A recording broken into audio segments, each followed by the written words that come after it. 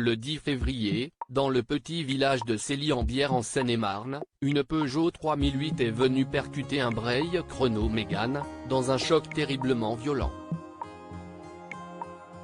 En cause, l'humoriste, au volant de la première voiture, sous l'emprise de stupéfiants. Face à lui, les victimes de ses excès, une jeune femme enceinte qui a perdu son bébé, un enfant de 6 ans grièvement blessé et le conducteur, resté longtemps entre la vie et la mort. Des vies qui ont basculé il y a 6 mois, sans retour en arrière possible. L'humoriste est rapidement mis en examen pour homicide involontaire.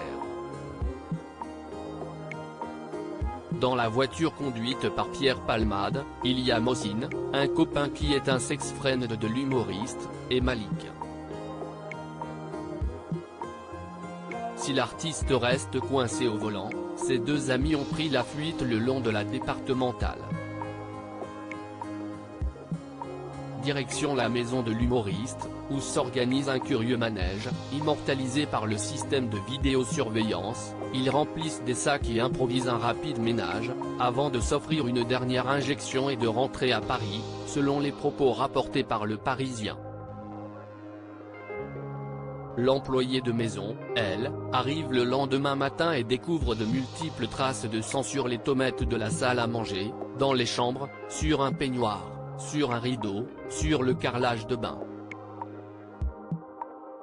Elle témoigne dans les colonnes du même journal, « C'est déjà arrivé qu'il y ait du sang, et bien plus que samedi matin ».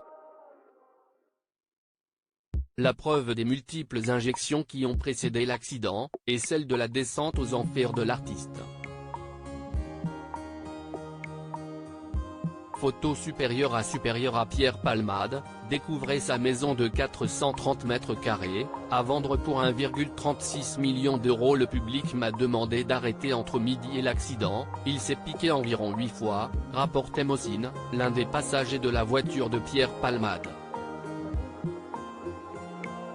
Ce dernier n'a pas cherché à nier. À la juge d'instruction, il a avoué consommer de la cocaïne depuis l'âge de 20 ans et s'être mis à la 3-MMC, une drogue de synthèse pour augmenter le désir sexuel, depuis 2 ans. Dans son témoignage à la juge, on peut lire les affres de l'addiction qui l'ont conduit jusqu'à l'accident. Ça m'empêche de monter sur scène, depuis le 3-MMC, même en faisant semblant, je ne peux plus le faire, je le pouvais avec la cocaïne. La 3-MMC me rend complètement différent et le public m'a demandé d'arrêter. Article écrit avec la collaboration de 6 médias. Crédit photo, Tiziano da Silva, Cyril Moreau.